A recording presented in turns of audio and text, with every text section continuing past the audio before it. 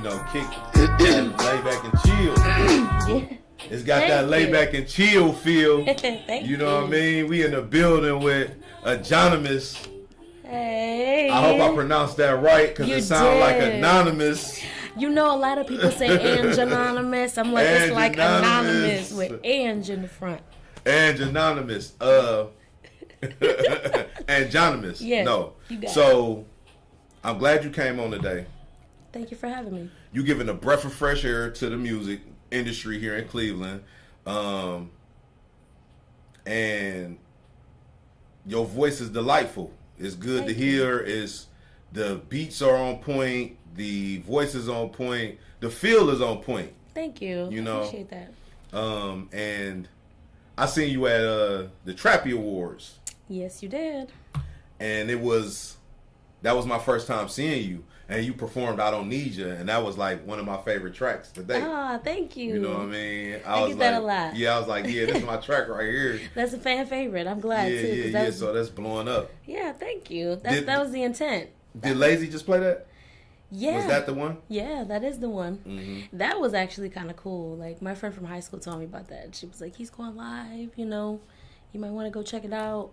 Pulled up the link, skipped the line, and he saw a Cleveland artist. He was like, uh-oh, click. And he started listening to it. He was vibing to it. That made me feel so good. Like, I was in my room screaming, like, ah! Yeah. My kid comes in the room, like, what's going on? I told him. He was like, Lazy Bones. He said, let's go. That's big. Crazy thing. Yeah, it was real cool. That's big for the legend to recognize you coming up on your, coming up in the game. Yeah, for sure. How long you been making music? So, professionally, I've been making music since 2000 and in my room, let's just say, since like 2000. Singing in the shower. Since like 2012. Okay.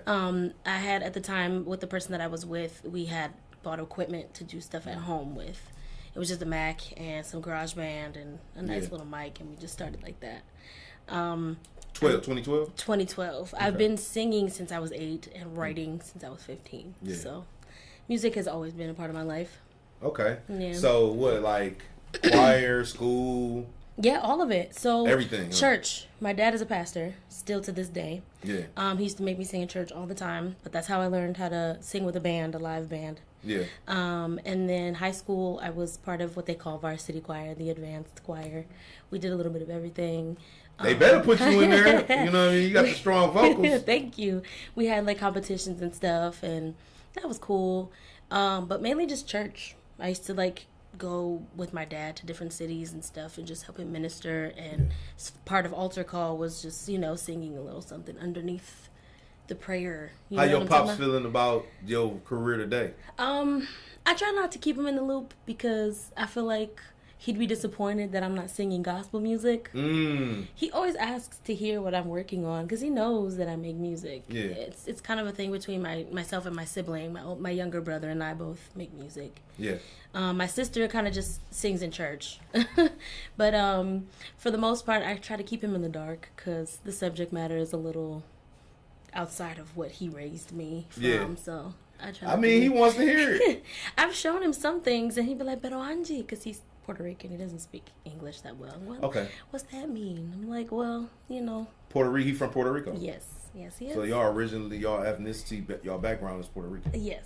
Okay. I'm full bred. Okay. Yeah. West side of Cleveland? No, actually Buffalo. I was born in Buffalo, New York. Buffalo, New York. Yeah. So you moved to Cleveland. So your family is in New York? I have some family that have stayed in Buffalo, yep. And then I've got family in like Pennsylvania. But I came to Cleveland when I was 14.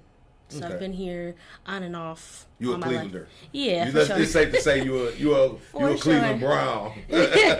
For sure. Well, or a Buffalo. I would rather be a Buffalo Bill. Hey, listen. I would rather be a Buffalo Bill right now. Come on, Cleveland. We got to do something. I went to some other place and they were interviewing me. I was like, "Go Bills." They were like, "No, not the Bills." I have cousins and family members that are diehard Bills and Yankees fans. Like, we can.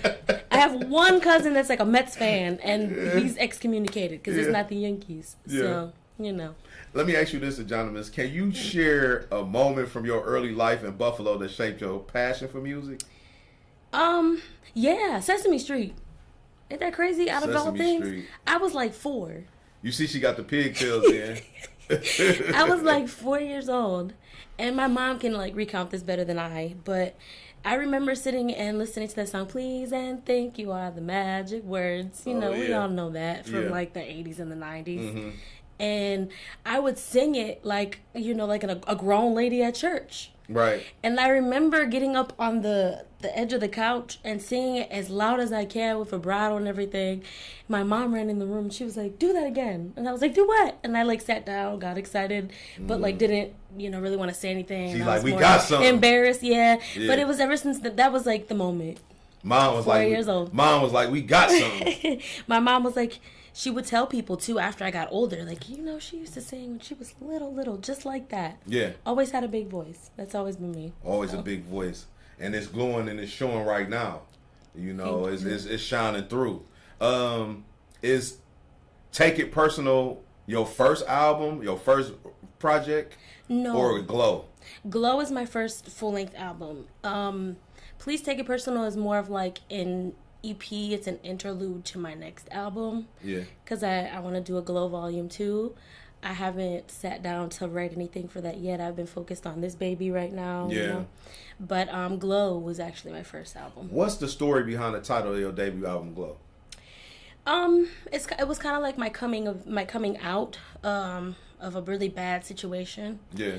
And just kind of finally being able to be myself after so many years of just trying to fit into a mold that wasn't me. It was like putting a circle in trying a square to love a man that don't want to be loved. That's part of it, you know, because nobody's perfect in any situation, but it was a really bad situation that I had to get out of. Yeah. And when I finally felt the freedom to speak on it, it wasn't anything bad. It was more so I felt like I was starting to accept myself. Yeah. And when you feel that way, it's like an outer glow, you know, like when you're going through something really, really beautiful, like women when they're pregnant, you know, you could tell they're expecting because they just have this glow about them. Mm-hmm. I literally just felt like, okay, now is my time to shine. I'm going to talk positive, love and light. Yeah. And this is just going to be me. And, you know, and that's where Glow came from. That's a great thing, you know. Are all of your titles a reflection of your life? Because I'm getting like, you know, a lot of that from you. Yeah, it's I'm like a pretty you open book. You like Tupac right now. You know what I'm saying? You know what I mean? Never heard that. Giving your life on record. You know what I'm saying? I like to make my stuff derivative of things that I've lived for sure. Yeah. This recent project is definitely a heartbreak album for sure. A realization you can't give your time to just anybody. Those some of the best albums. Thank you. You know, the pain music. No, for real. Unfortunately, is something that everybody relates to and, you know, sings along to. And them joints blow up. It'd be that one. They make you rich. Yeah, they do. They do. It'd be that one that you just drink to all the time, too. Yeah. Just be like, I don't need you. You know what I'm saying? Like, yeah. That was this album for sure. Or this EP, rather. It was a lot of fun to make, too. I had a pretty cool team behind me. It was just 2 other people. Yeah. Shout out Jimmy and Bella Simone. They were a huge part of my healing during that time. Bella Simone is actually on that track. She is actually on the bridge. Okay. If you listen close, you can hear her. I know, I don't need ya. Yeah. I'll be like, hey girl, you got it. Doing your thing. Yeah. How was it working with Bella Simone, and why get her on the track? So that's an interesting question. It was cool. You know what I'm saying? She was just putting out her project. Too Good to Be True. Yeah. Which I was also part of as well. Like, I did some backgrounds here and there. I helped her out with a few different ideas. But we worked with the same engineer. She actually introduced us. Yeah. And we just became just a little family, you know? Ups and downs through all of it. She was so willing to work and just so accepting of my process. It was a lot of fun. But, we met years before at, like, a mutual friends event. Yeah. And she performed there. I was like, oh, she's dope. I got to work with her. Put a pin in it because I wasn't ready at the time. And then I just found her on social media again. We reconnected, and it's been cool ever since. When did Take It Personal debut? It was in November. Okay, so it's fairly fresh. Yes, it's a couple months old. Yeah. So we got some new fresh music on the scene, you know. Yeah. Make sure y'all go stream that. Yeah. How do you transform your life experiences into your music? Really, you just gotta live day by day. Yeah. You know, you can't really like. That's a hard question to answer, honestly. Yeah. Because I really don't think in those terms. I just live day by day. You just doing what you do. Just doing what I do. Yeah. Doing what I do. It's easier said than done a lot of times, but you just live day by day. That's it. You got to do that, you know. Yeah. Take it day by day, live day by day, and living experiences is something that, you know, we all can relate to. Yeah, for sure. Yeah. Do you think that's what catches the people's eye or catches the people's ear when it comes to your music? Yeah, I think that, and I don't look like somebody who sings the way that but I sing. But I was about to go into that. Besides the beautiful voice and the range and, you know, just the soulfulness that you bring. Yeah. I like to surprise people. So, yeah. But I think a lot of it has to do with, like, people just want something they can resonate with. So as soon as they hear the lyrics, if they're listening, because it's a broad audience, right? There's people that listen to the music, there's people that listen to the undertones of music, and there's people that listen to the lyrics. Yeah, everything. And then there's people that are just like blessed that they pay attention to everything all at once, and they can just boop boop boop boop. Yeah, I love that. But really, people who listen to the lyrics will just kind of feel me and be like, all right, you know, I can relate to that. I wanted to ask you that, like, in what ways do you believe vulnerability plays a role in your songwriting process? A lot of ways, because you gotta be comfortable with yourself if you want to share how you're feeling with people, because a lot of it is personal experience. Yeah, you know, y'all all in my business. All in my business, literally, and whoever it's about has to take it personal. So yeah, go ahead. I'm sorry. I don't want to get into that. Life experience. You have to be vulnerable with yourself first and be comfortable with yourself first in order to even write it down and put it on a track. Yeah. And anybody who has a deep process can understand that. It's like you have to be right, not even right within, but just you have to be willing to heal on paper. Yeah. And in front of people. So when you make art, it's up to everybody's interpretation, but you're making it for yourself first. Yeah. And you got to be comfortable with that. Let me ask you this, AngeOnymous, because speaking of that, you know, and people being in the music, how did your ex-counterpart feel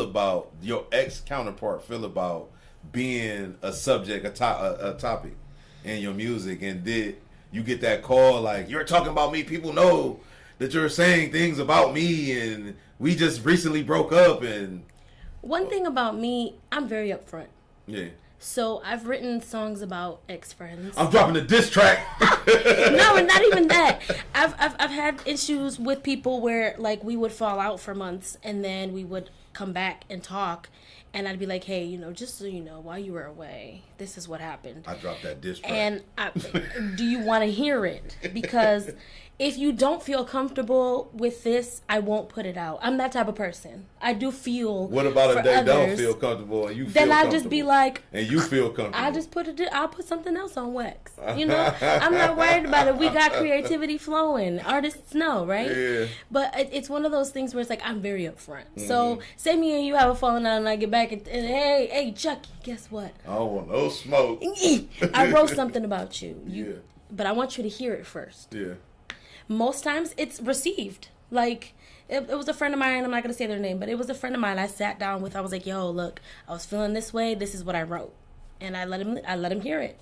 He was like, yo, this is dope, and you should definitely put it out. Like, high key. He was like, it don't even matter. He was like P. Diddy. But I'm like, put it out.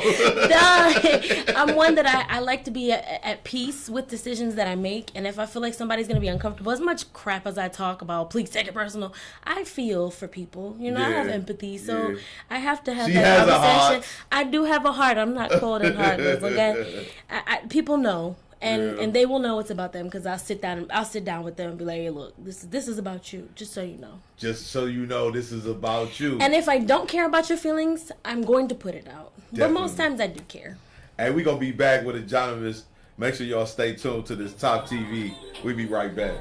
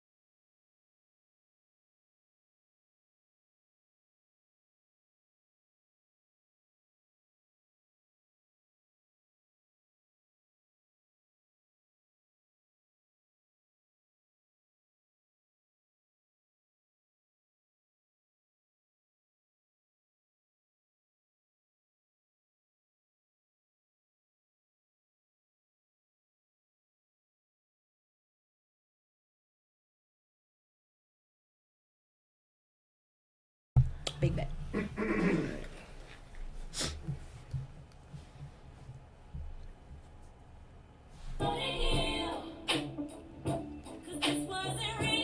Yo, we back with another TopTv. I got the soulful songstress, Neo-Soul singer, AngeOnymous in the building. You know what I mean? Not real, right? Not real. What was that song inspired by? It got a mean, laid back feel to it. I could ride where the sun is shining with the top down. I didn't want it to be too sad. With my hand on the thigh. Oh, Lord. You know what I'm saying? Yeah, wind in the hair, all that good stuff. You know what I mean? I wanted it to have that feeling of, like, freedom, you know? Because it's like, the subject matter is you realize that something just wasn't what you thought it was the whole time.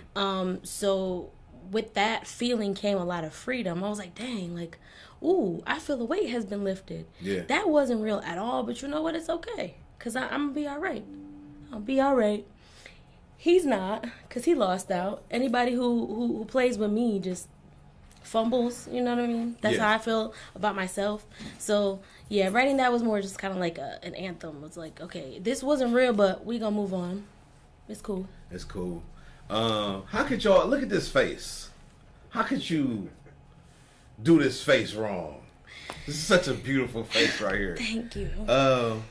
Can you walk us through a creative process when writing a new song? Yeah. So it's not always when I've been hurt or when I feel like anything. Sometimes it just comes to me and just random things. Like I could be watching a movie with my kids. They'll say something. I'm like, ooh, that sparked something. Yeah. And I'll just write it down and come back to it and look for a beat that fits that vibe. Yeah. And so, like, if it doesn't feel right, I don't move. I just keep going. But I look for a really good beat that fits the vibe, and then I write, and then I'll come up with a melody. Mm-hmm. And usually, as soon as I come up with a melody, I don't care if the song is finished. I'm recording it. It's getting put on a track, and then at the end of it all, I just write as I go. That's pretty much it. Do you have other writers that write for you, or do you write all your material? And are you open to that? I'm open to it for sure. I write all of my own material right now. Mm-hmm. Like I don't have anyone that partners with me. Doing it well. Hey, thank you. And doing it well. I will say for I Don't Need Ya, there was like my engineer, the producer, he suggested some things that I should do with like the vocals, and I put it in there and it worked. But most times I just do it all by myself. Yeah. Yeah. What do you hope listeners take away from your music? That they can just empower themselves. You don't got to stay in a situation that you're tolerated in. Why? Mm-hmm. You know, you got to stand for something and just move with it, roll with it. And at the end of the day, if you're happy with who you are, it doesn't matter what situation you were in. You can always continue to be happy with yourself. Yeah. Heartbreak is just a stepping stone, you know? We are all resilient. There's not one group of people that is more strong than another. Everybody goes through things. And at the end of the day, you got to rely on yourself. You got to rely on self. Yeah, it's a quote that I heard. Self-preservation rule the nation. It really do. There's this artist that I like to listen to. Her name is Sasha Keeble. She has a lyric that says, she says, I got to listen to the song. But she says at one point, she says, I've held my own for so long. I'll hold on for some more. Like, yeah. Everybody's strong. That's what I want to take away from it. My saying is, people be like, you got to hang in there. And I'll be like, or fall off. And ain't nobody falling off. You going to hang or you going to fall. We have no choice but to hang on. Yeah. Keep going. A full grip, too. Yeah, it's not the end of the world. Rejection is protection. I always say that. And situations always come to teach us a lesson. Mm-hmm. It depends on us if we want to learn or keep hitting our head and learn the same lesson over and over again. Yeah. You got to grow from experiences. Yeah, but you don't got to stay in them. You know? You don't got to stay in. Your mistakes ain't necessarily you. No. Depending on what mistake you make. You know. Nobody's perfect, like I said. But, you can get out of it. Whatever it is you got going on is just for the moment. You can move past it and grow and be a better person. You just gotta want to have that drive. Let me ask you this. As someone who performs powerful songs about heartbreak, how do you manage to connect with your audience without affecting your own emotional well-being? It's hard. That's impossible. Because you know how they call it, we're empaths. I feel everything heavy. So, yeah, it's one of those things you gotta read the room, really. But I like to... So you feel it all, huh? I feel it all. All. Sometimes I don't be wanting to feel it all, but I feel it all. And if you know me, for the people who are at home watching who know me, they know. They're like, period, clock it. Because I literally feel everything and I feel it so heavy. Mm-hmm. That's why I told you before the show, I get nervous for things. Like, I get super nervous.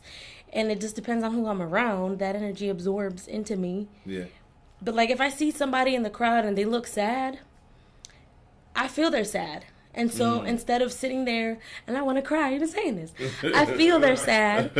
And instead of crying with them, I try to do something to make them smile. Whether it be involving them in the set. Yeah. I do this thing where I go around and I just be like, nah, your turn. And people be like, oh.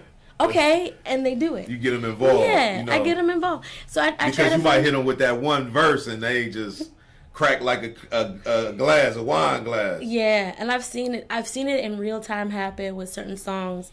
I like to close my eyes because I don't like seeing people's reaction. Because one reaction might set me off and I'll be mad for the rest of my set. I'm one of those Katie Kaboom.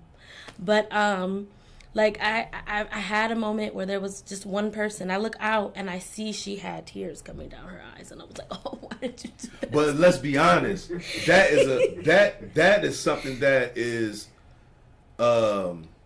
great as an artist to have people. Yeah. You know, to have that I call it the Michael Jackson factor. Aww. Where he used to have people passing out and going crazy and stuff like that. Mm. You know, a lot of people don't got that with that music. You know, we be in there and be like, is you done yet? But to have somebody cry and, you know, really go through emotions through a song that you wrote from the heart, maybe in your room, maybe sitting on the throne. You never know where you was at, you know, when you came up with it. But this person really feeling it is connecting through them. Yeah. And it happened a lot in church. You know, people just in churches is a high emotional environment. Yeah, I don't really like church when they get to singing. Yeah, I'll be like, you talk about me? I'll be like, I'm a sinner. Oh, Lord. No, but honestly, like that was the time, and it was an out-of-body experience. It was like, okay, how is it that I can relate to this person? But sometimes it's like you got to be careful with that. You don't want to take on too much of somebody else's emotions, because it's just tiring. Yeah. And by the end of it all, I'm at home like, I done carried that heavy bag. I'm tired. I done took all these emotions in. Yeah. As a R&B and Neo-Soul artist, who are some of your biggest musical influences? Ooh, I was hoping you would ask me that question. I love me some Jill Scott. I was just telling a friend of mine today. I get that. I was just telling a friend of mine today, like, Jill Scott, I don't care what anybody says about that woman. On stage, she is a queen. She handles herself with so much grace. She has her moments, you know, but she's all she got to do is just stand in front of that mic and sing. That's it. Yeah. And you're like, you're like immersed in the moment. Jill Scott, Erykah Badu, Amy Winehouse. Mm-hmm. Some people are surprised by this one, Jessie J. I don't know if you know who Jessie J is. I ain't really familiar with Jessie J. She's white. Nobody is. Yeah. But she a neo-soul singer? Yeah. No, she's a pop singer, actually. Oh, okay. But I learned a lot of my vocal techniques come from listening to her, because I study everyone that I watch. Beyonce is another one. Mm-hmm. Love Beyonce. But yeah, like I like Adele. Yes, that's another one. She gives me Queen Diva, but like humble Queen Diva. Yeah, you know? I like Adele a lot. Yeah, I model a lot of what I do after the people that I listen to, for sure. Yeah, like it's a huge melting pot. And it comes across the music. You can tell. Thanks. It's not like you stealing, but it's like you in that genre. Yeah, the essence is there. You can tell it's the you in that genre. Yeah, yeah, and I don't even try. It's just what I love, you know. Yeah. And you tend to emulate what you love. So. And I feel like those are some pretty good people to emulate. Definitely. Yeah. Especially Badu, man. Badu is cold. One of the coldest to do it ever. You performed at various festivals. How does your live experience differ from recording in the studio for you? Well, like I said, it's a ton of different energies when you're live. Yeah. You know, you get some people that, like, this person watching me is hard to read, but then they smile and you're like, oh, okay, they're happy. Yeah. And then you have some people that are just kind of like, you know, they listen. And then they DM you like your music was dope. Yeah. Or it's some people that are just like, you're not for me, but you're cool, you know? Yeah. So, and then versus when you're in the studio, it's more of like an intimate setting where it's like just you and at least for me, it's just me in my closet with my mic and all of my equipment, or me and whoever is helping me record. Yeah. That is different. Like, and that alone is important too. You got to work with the right people, because sometimes, you know, the vibe can be off. You got to be careful with that. But I've been blessed and fortunate to work with people who actually understand my vibe and my process. Mm-hmm. But that's the huge difference, is like it's more intimate when it's just you in the booth, and then you're projecting all of your feelings on the crowd for them to project it back when you're doing it live. You performed at, can you share a memorable experience from your performance at Ingenuity Fest? Ingenuity Fest. That was cool. That was one of my first ever like live performances in Cleveland.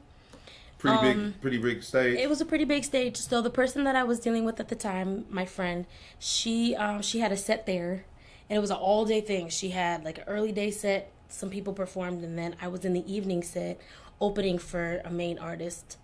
His name is Prince Ish. Super dope guy if you've never met him. Prince Ish. Wow. That's different.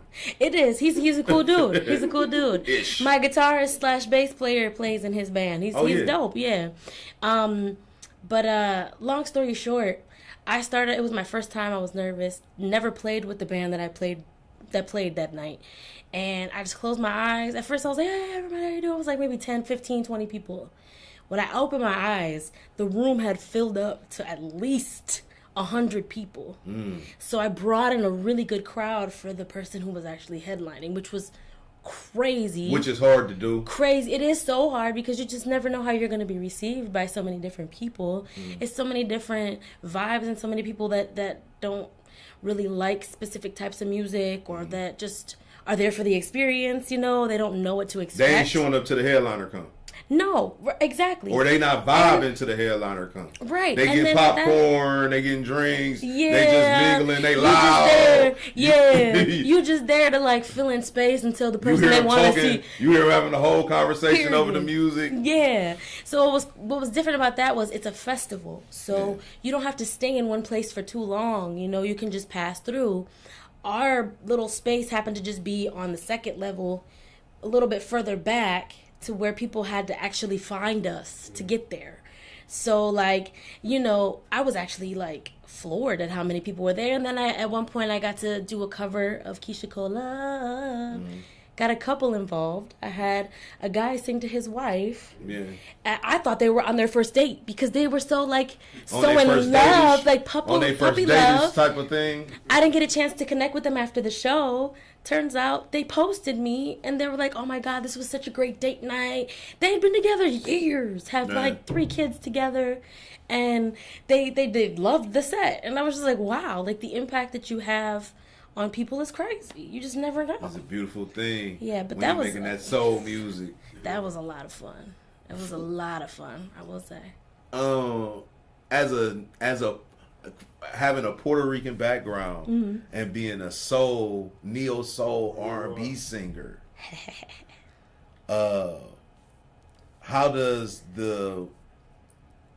your culture of people feel about your music? Because you don't get too many people that's singing soul, neo-soul. Boricua, pa siempre, ya tú sabes.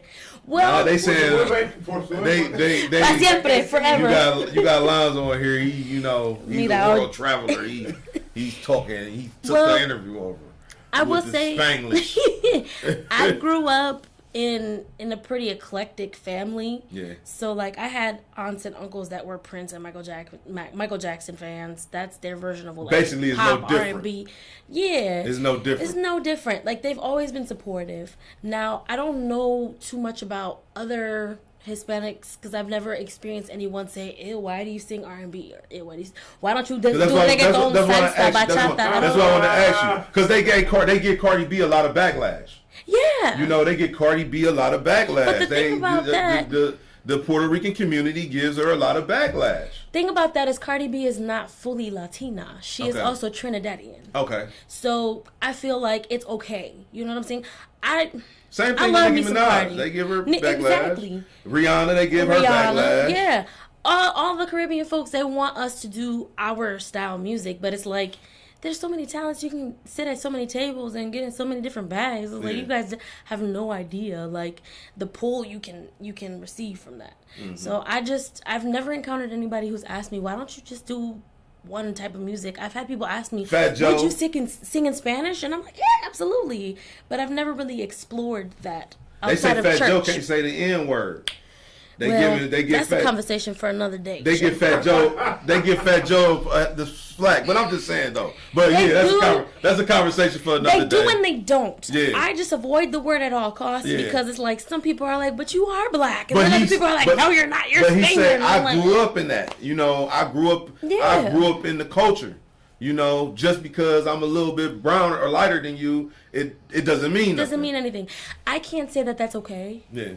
Because to some people it's not. Yeah. But hey. But that's another conversation. Yeah, exactly. That's another conversation. Exactly. We can just digress. How do you strike a balance between heartbreak and self-discovery in your lyrics? Here comes Jug with the hard question. There is no balance. With me, there is no boundaries. No, I'm kidding. Honestly, I've learned over the years to compartmentalize the two. It's taken me some time. Yeah. You know what I'm saying? The way I look at it is, it's like, this is how I feel about it, but it's not my life. Mm-hmm. And that's how I'm able to separate them. Mm-hmm. So it's like, this is the bag I'm in right now, but tomorrow I could feel completely different. Yeah. So today I'm going to feel this, record this, and then tomorrow I'll deal with how I feel later. Like I said, day by day. Day by day. Day by day. What have you learned about yourself through your journey as an artist? Ooh, that I am raw. Can I cuss? Yeah. I'm raw as fuck. Okay, and that sorry mom, I am raw as fuck, and it used to be so hard for me to say that because I've learned the hard way how to be humble. Yeah, you know, when you get too big-headed, people don't want to be around you, and I've had to experience that. So I try to take the more humble route, but I'm raw as fuck. My pen game is extraordinary, and I want y'all to please take it personal. Let me ask you this, AngeOnymous. Do you think that it takes a certain amount of arrogance to be an artist? Yeah, absolutely. And some people can pull it off better than others. Mm-hmm. You know, like I said, people know me as sweet, cute Ange. I get up there and I sing, and then afterwards I'm like, oh, hi, how are you? Yeah. Thank you so much for being here. Oh, it's good to see you. But they don't know that behind closed doors between me and my engineer, I'm like, bro, I am raw as fuck. They just don't know. Like, I am, and that is why if you listen to my album, I put my engineer on there. His name is Jimmy. Okay, shout out to Jimmy. Shout out to Jimmy Miller, JYMY.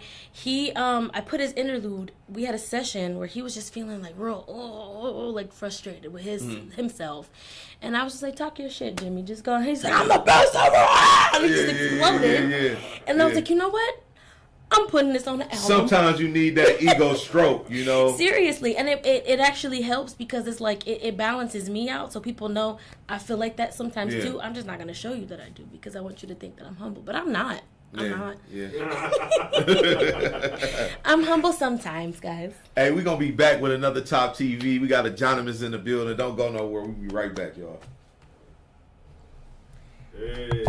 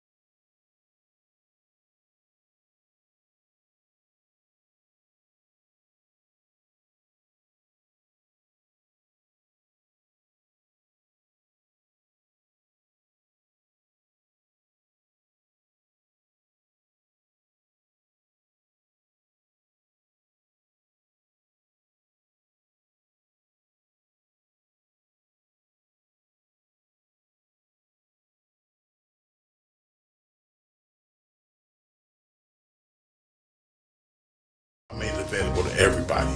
So this is that small project I did in mass, and if people apply themselves under my leadership, a lot of people gonna win. But I really need serious students, and it was just like I learned it was bigger than me when I started winning people cases, because there's nothing like another case. I was in the lunchroom and the warden came surrounding me. I'm eating lunch with my guys. And he said, Jermaine, I want to thank you. And he was like, this lady just called our office crying. Her son won.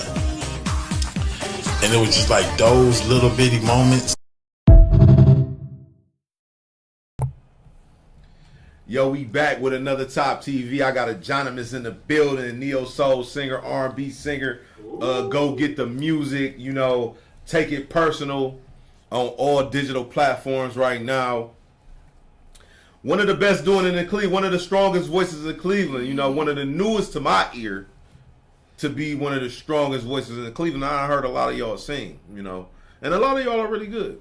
You know, I want to say that. I want to say Cleveland. Do you think that Cleveland has a its own sound when it comes to absolutely R&B? Cleveland has a plethora of options to collaborate with, I will say. Yeah. Like I've ran into a few different artists that I'm just like, dang, like writing their names down, trying to find like the courage to hit them up, like, hey, can we collab? Like Angel Dust is one. She's top on my list. Mm-hmm. Like I love her voice. And she she called. We just had her on the show. Go watch that. Yeah, I know. I watched it. Yeah. I was like fangirling, and then when I met her in person, I was like, oh my god, what do I say? It's Angel Dust. Ah. But she's really sweet. Reminds me kind of Aaliyah a little bit. She looked just like Aaliyah. Yeah, that's crazy. Shout out Angel Dust. Hey girl. Yeah. Artinka Tierra is another one. Oh, cold. I gotta have her on the show. Don't take.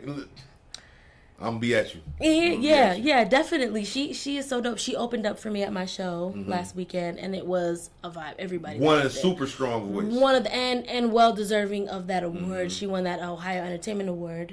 We were both nominated in the same category. And really? That's how I came across her music. I was like, oh dang, like she's dope. She hot. She really is.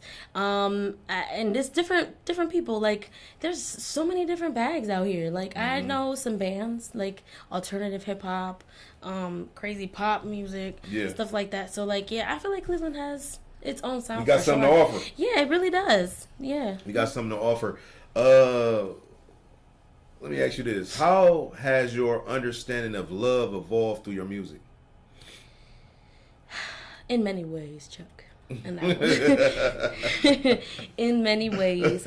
And I still feel like I don't fully understand love to this day. And I'm 36, y'all. Like, I don't know love. A baby. I'm going to call it a baby now. I feel like it's different types of love, you know. But, like, I feel like I'm still trying to figure it out. Yeah. Still trying to figure it out. It's like, with specific people, it's like, what do you want? Mm-hmm. Like, do you want me, yes or no? Literally, you gotta write it on a piece of paper. I like you. Do you like me? Check yes or no. Boom. Like we did in grade school. Pass the note over. And if he checked the bottom one, you already know you lost. It's no. But I'm still trying to figure that out. Yeah. You know, I still got a lot of love in me. I am a lover girl through and through. Lover girl, you get that. You get that. Lover girl. So when you hurt me deep. I'll be like, she write that diss track. Here come that diss track. Seriously. No, but yeah, it's just that's something I'm still learning, you know, to learning how to love, who to love, and if it's the right type of love. It even is love. You know what? That's such a male response. I'm not even gonna. So, to answer your question, I'm still learning, okay? We're still learning. We're still learning, baby. Progress. We're a work in progress. Every day we learn something new. Yeah, we do. Yeah. How do you handle the pressures of the music industry while staying true to yourself? I just learned literally not to take it personal. Yeah.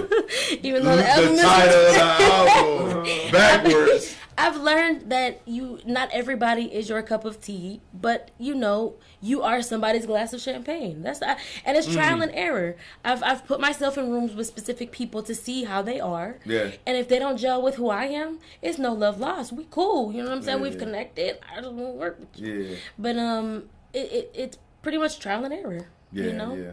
Sometimes you just gotta feel people out first. Sometimes you gotta jump straight in to see. It's all a lesson at the end of the day. But I always remain true to myself no matter what, and I try not to take anything anybody does personally. What has been the highlight of your journey in the past year? Ooh. The highlight of my journey. Yeah. The highlight of my journey, Lazy Bone. Yeah. That's recent. That's recent. That's was like fresh. A couple weeks ago. That was literally about a week ago. About a week ago, man. About a week ago. I was just about to say. No. It was like 2 weeks ago. But that and my show just actually this past Saturday. that was a huge highlight because I got a really good turnout, and it was a lot of people I wasn't expecting to show up. Mm-hmm. Like, I had some people there that I was just like, you said you were coming, but I didn't know you were gonna come for real.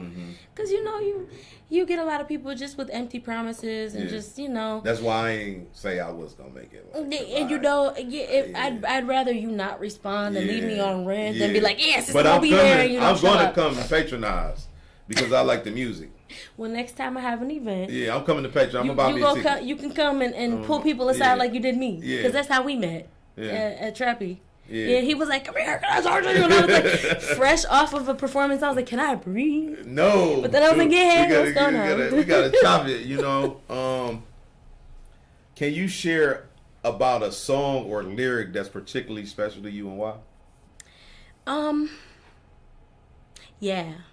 So, Not Real, the first line is, it's hard to accept that I'm not the one you'll marry, just the one you undress.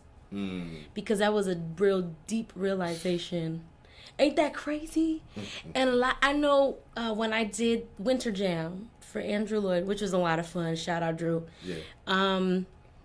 My background singers, every time I would sing that line, they'd go, and I'm just like, can we get through the song? It was very particular. He was like, ooh, I felt that. And I'm just like, a lot of people feel that. It's a hard truth to accept. Yeah. When it's like, what your role is in someone's life. Is that a woman lyric or a man lyric, or is that a everybody lyric? I don't know. I feel like a little bit of everybody could take away from it, but I think it's a woman lyric for sure. I'm not the one you marry, but I'm the one you gonna undress. and I have to choose whether or not I want to continue to be that. Getting undressed? Or no. Look, Charles. That's the lyric. That was the lyric. I'm just asking about the lyric. No. Okay. Or the one you want to marry. It's literally the way that they say, and this is, like I said, in a conversation for another time. We gonna dig into this another time. But men hold the key to marriage. Women hold the key to sex. Men ultimately are the ones that decide if they want to get married. If they want to spend that bag. The woman always wants that, but we unlock the physical part. So it's like, do you want to continue to just be that physical in somebody's life and just hold a place for another woman who he's actually and ultimately going to choose over you? Or do you want to choose yourself and just be like, undress the next bitch? It's like, is you getting physical enough?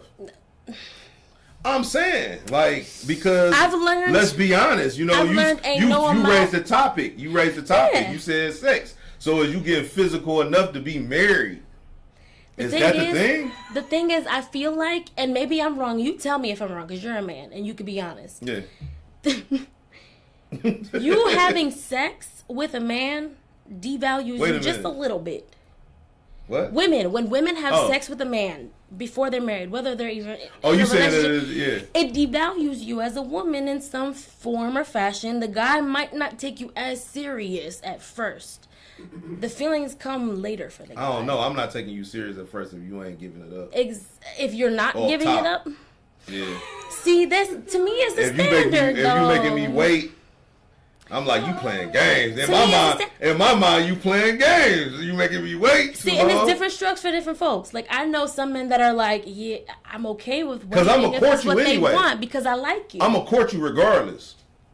You know what I mean? Might wine and dine you regardless, but it's just like, if I'm like, gotta wait a year, 2 years, no, I'm not saying that. I'm saying, it's a long time. That's a long time. We're all human. At the end of the day, everybody has needs, but it's like how much of those needs are being met. If I was 18, then I can understand. I can wait. But as a grown man, it's like, what are we doing? We already know we're gonna do this when we're married, boo. What's up? Yeah, like I feel it. Yeah. Next question. I feel it. No, but I'm just saying, like, it's that line in particular, it took a lot to write because it was a thought that was bouncing around in my head with this specific person, and I'm just like, dang, like, do you want me or not? Like I said before, yes or no? Like, did you want to marry at that time? I still do want to get married. Well, not to that person? Y'all must be off a fresh breakup. It's not even a breakup. That's the crazy It's like a thing. separation? Situationship is what it is. Okay. Or was. I digress. But I do. Well, as long as you stay away, she gonna keep making them bangers. Or why if you don't stay. If you do stay, shoot. It is. Oh, you gonna make them bangers regardless, huh? Yeah. So did he propose? No. He didn't even propose to be in a relationship. My dumb self was the one that caught feelings first. After I said, no, I can. So who the sucker? The person that catch feelings first? It's not even a sucker because we all human. Yeah. And it's okay to feel what you feel. You can't it's really... just this weird-ass stigma that people have. It's like, oh, you can't fall in love first because then you're a punk. No, fall in love, boo. It's okay. But then learn. But then this is the thing, like, if I fall, do I fall first? Face. Nobody wants to admit it first. I'm one, I don't care. I love you. I will tell you, like, baby, I love you. Clingy. Clean. Clean. Call it what you want. Clingy. Call it what you want. I just know I know what I want. I've always told people this too. I know what I want. I go for what I want. And if what I want doesn't want me, then I just keep moving. You keep it moving. Yeah. Somebody will want me. Somebody will want you. Somebody will want you. Like I said, I'm somebody's cup of champagne. Yeah. Bubbly, baby. Bubbly and refined. What message do you hope to send to survivors of intimate partner violence through your music?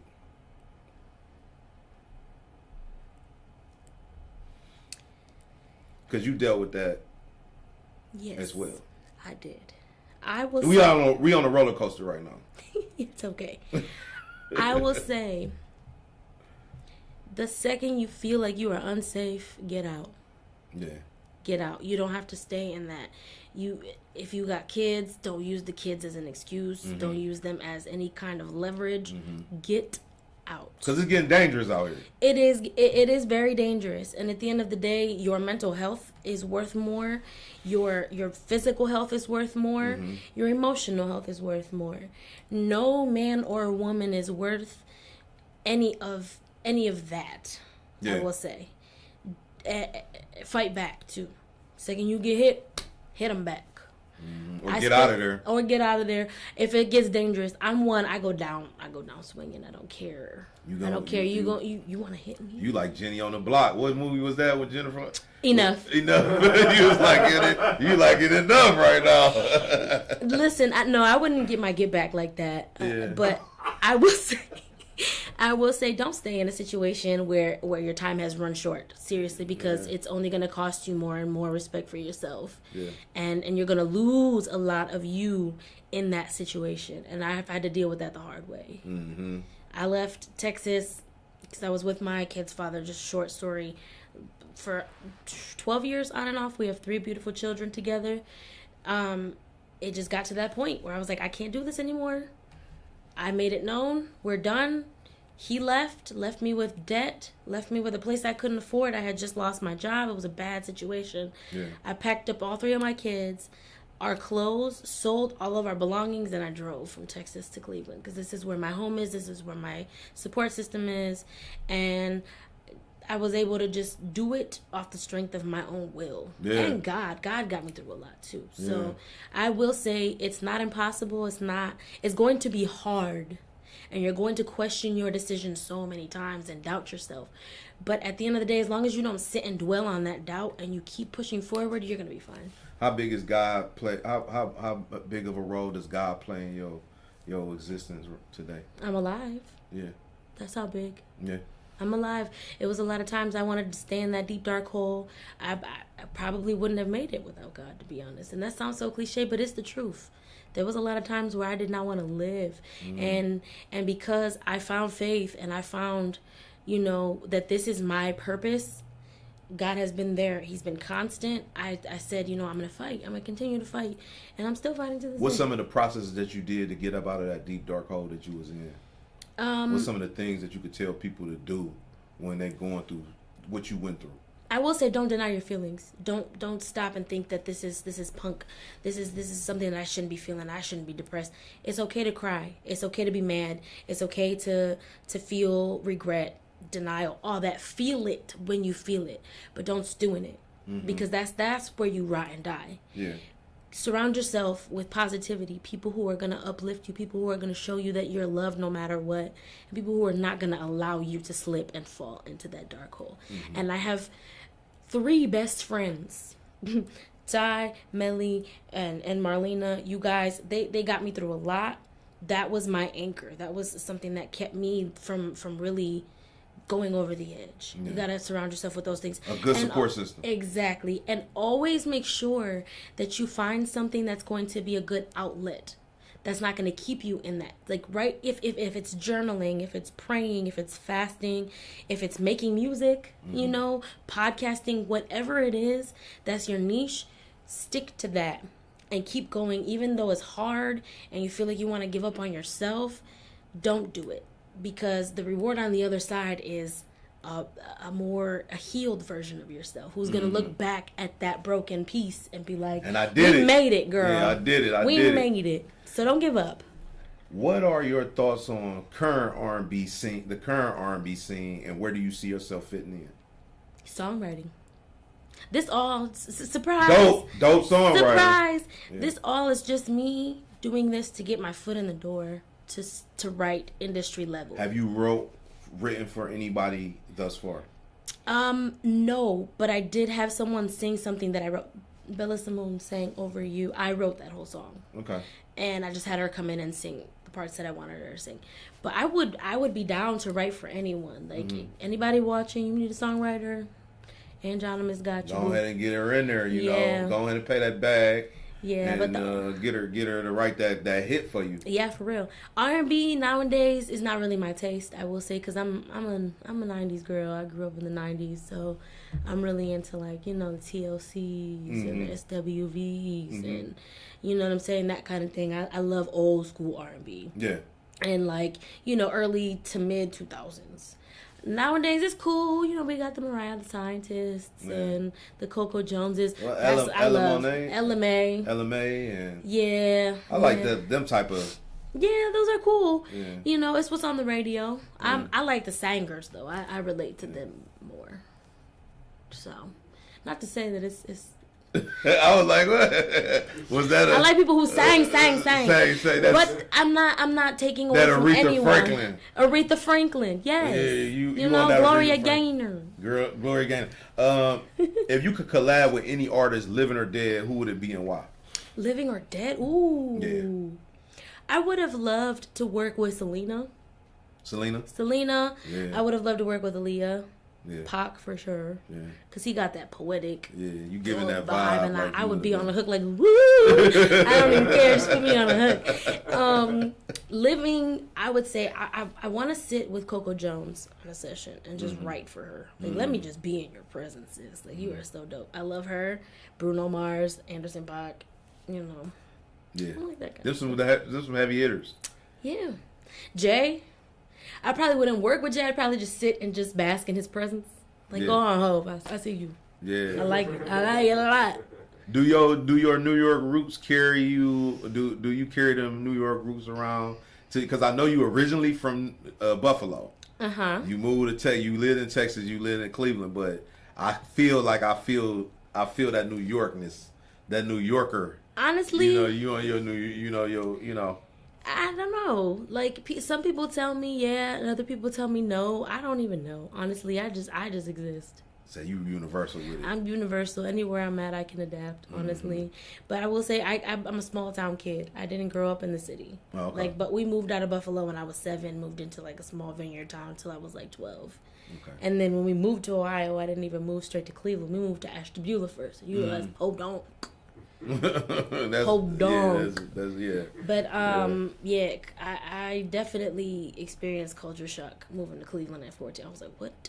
There's girls smoking cigarettes in the bathroom? Where do they do that at? Like, they do that? And then when I first smelled weed, I was like, what is that? It was like the Warriors movie. And I called my mom my first day. I said, can you come get me? She's like, unfortunately, you got to stay out. You got to thug it out. You got to thug it out. Damn, y'all crazy out here. Let me ask you this. What do you do to keep yourself motivated in the creative process? I try to stay upbeat. I try to not take myself too seriously. Yeah. And just have fun, you know, because a lot of people just want the creative process to be this deep, dark thing. It's not. It ain't that deep. It's everything. It ain't that deep, baby. It's whatever you make it. If you want it to be deep and dark and depressing, cool. I like to be upbeat and peppy and like happy. Cause you got a guy like Rod Wave. You the Rod Wave? Rod Wave, I've heard of Rod Wave. He make all his songs are sad. But they hits that's though. His bag. That's they his hits. bag. I mean, I'm talking about all his songs. And that's sad like songs. Triple X Tentacion was the same way. Yeah. Like all of it was like suicide. Yeah. I don't want that. I ain't ready to die. I'm not ready to we die. want to live. Hallelujah.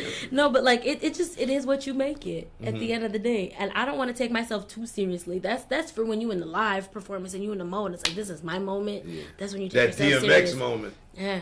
Yeah, for sure. Yeah. Yeah, no, I definitely you get try up there not and say to. a whole 20-minute prayer, you know. I will say though, like it's not always like that. Sometimes I come in and I'm heavy and I'm just like, yo, I really need to put this down on paper and put it on wax. And as soon as I put it out and it's out of me, then I'm just like, okay, you want to go get a drink? Like, we cool. But it is what it is. The experience is what you make it. Yeah. Lastly, what's next for AngeOnymous?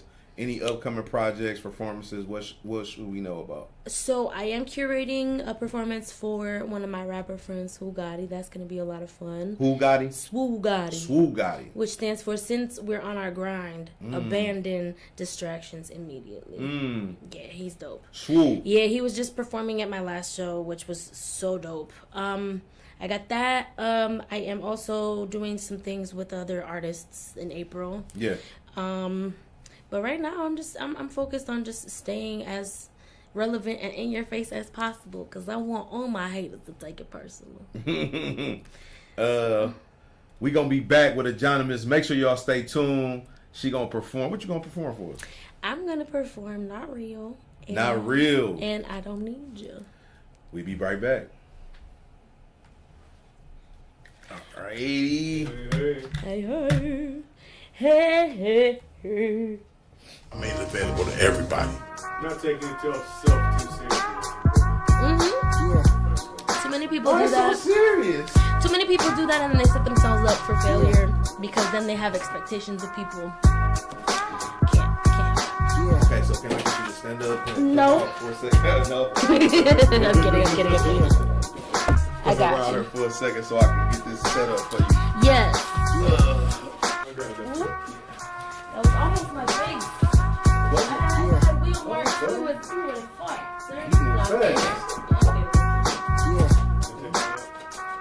No, I'm gonna let him. You want to stand or? I can sit on that stool and just maybe in the corner a little bit. Well, I was gonna get her to stool. Yeah. Oh, okay, whatever. Yeah. What? The chair no good? No, chair's fine. Yeah. Are you sure? Yeah. Okay.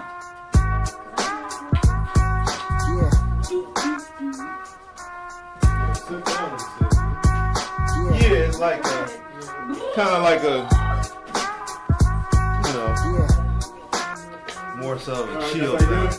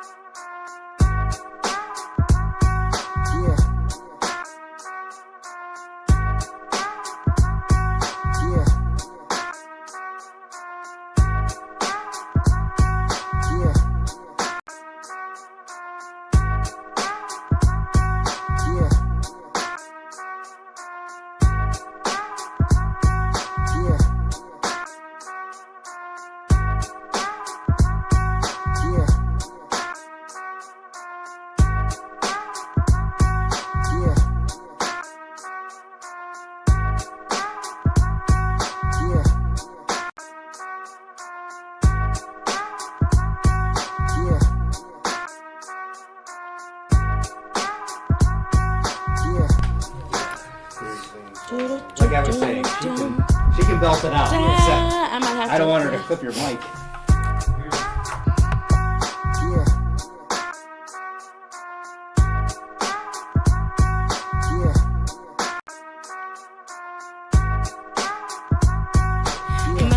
probably push it back a little bit because I might have to sit. Yeah, right there is good. Because I'm loud. Yeah. I'm a loud mama.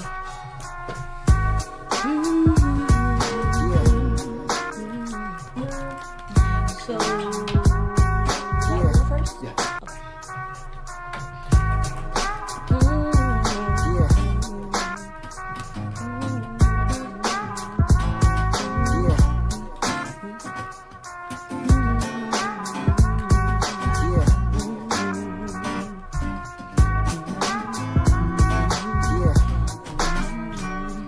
Okay.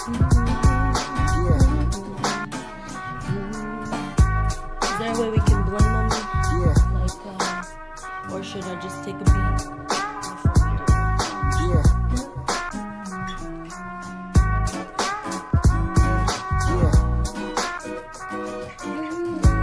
You know, when we can end with not real, I can go.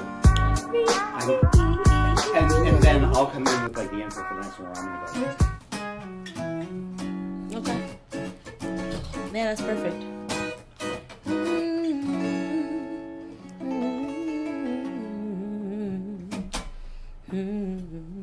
It's gonna be weird doing this with no mic in my hand.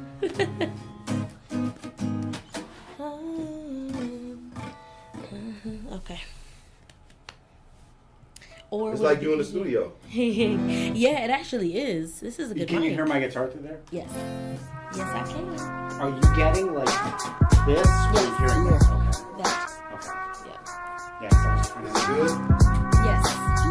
Perfect. And can You you just let me hear, know. does it sound balanced with the guitar and you're singing? Oh, she knows that. Oh, okay. Yeah, if it sounds good, everything's perfect. Yeah, oh, she knows. I don't know. I'm just gonna, yeah, because I'm loud. Yeah.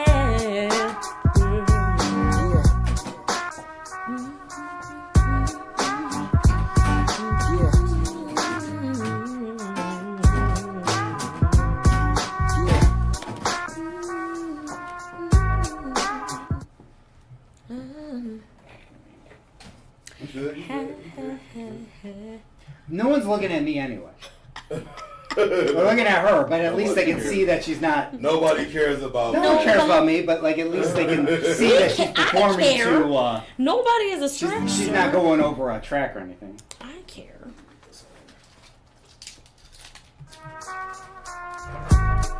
You know about ready? Yeah. Mm-hmm. You want me to All right, so we back with another TopTv. We in here with AngeOnymous and Matt in the building on the guitar, on the bass. And you about to sing I Don't Need Ya and Not Real. Yes. So Yes, good. sir. All right.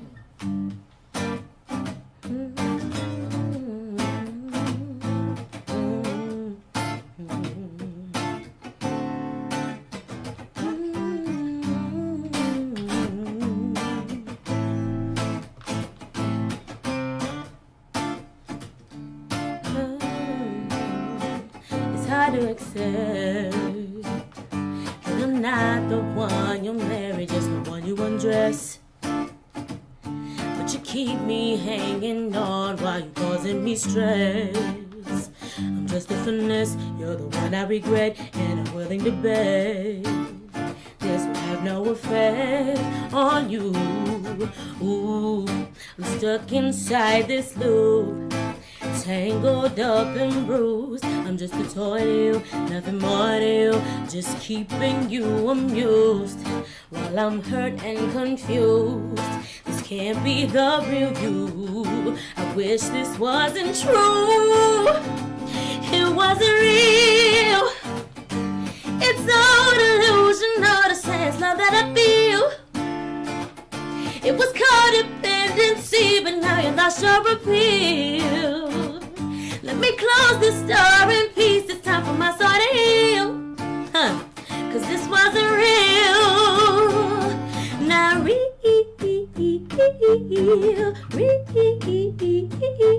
not real. Hey. Not real, not real. I must confess, I'd rather lay with you than be alone in my bed. But I can't keep compromising my self-love and respect. Just being direct, had some time to reflect, got it stuck in my head.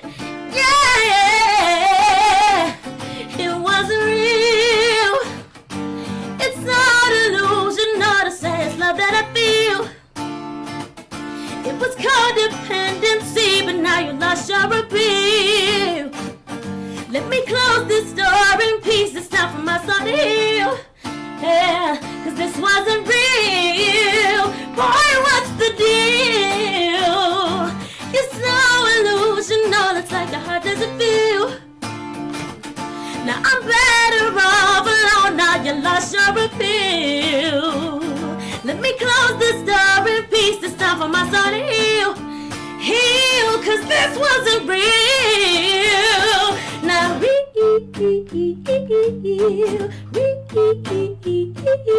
not real. Woo, real.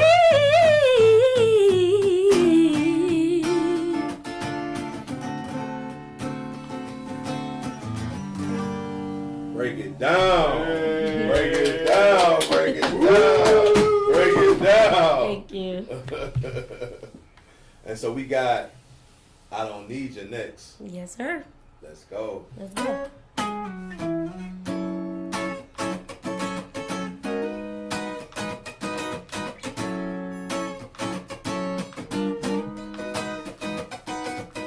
Thought you were special, you're just like the rest though. Came into my life to teach the kid a lesson. It was hurtful, you ain't give my best, no. Rejection is protection, baby, that's the motto. I hate myself for letting you put me through it. Despite the moments where you really made me feel foolish. Who the heck were you to begin with? I don't know, time to go, I don't wanna be in this. Hey, what did I see in you? You're just another dude. It couldn't be more true when I say I don't need you. Spent too much time on you, paid way more than my dues. You're just another dude, babe, I swear I don't need you.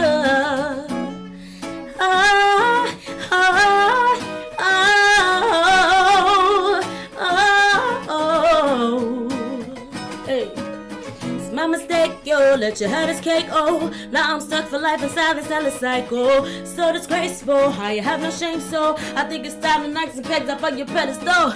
I always pictured you as someone you missing. Overlooked them bloody flags, saw the good that was in you. Hey, silver blade, I don't wanna keep living. Had me questioning my sanity, that's just bad for business. I hate myself for letting you put me through it. Despite the moments where you really made me feel foolish. Who the hell were you to begin with? I don't know, time to go, I don't wanna be in this. Oh, what did I see in you? You're just another dude. It couldn't be more true when I say I don't need you. Spent too much time on you, paid way more than my dues. You're just another dude, babe, I swear I don't need you. I don't need you. I swear I never needed you. I don't need you. Oh, I don't need you. I swear I never needed you. I don't need you. Oh, what did I see in you? You're just another dude. It couldn't be more true when I say I don't need you. Spent too much time on you, paid way more than my dues. You're just another dude, babe, I swear I don't need you. Hey, I don't need you. I swear I never needed you. I don't need you. Whoa, I don't need you. I swear I never needed you. I don't need you. Oh.